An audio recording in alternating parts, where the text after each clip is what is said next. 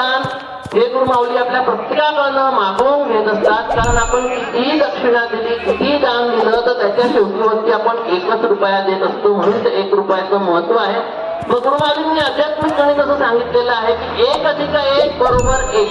का तर 1 भाऊ + 1 भाऊ बरोबर 1 भाऊ, 1 वडील + 1 मुलगा बरोबर 1 मुलगा आणि वडील. कारण की एकात एक आणि बापात एक असं असलं तर ते घर एक होतं, एकात एक गाव एक असलं तर ते गाव एक होतं, एकात एक सारे असले तर देश एक होतो.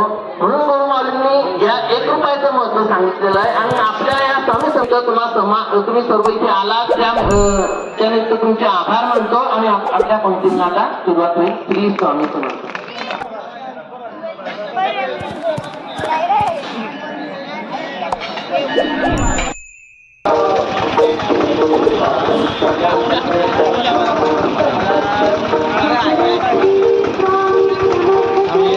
आम्ही जर का गेलं तर पैसे भेटणार नाही.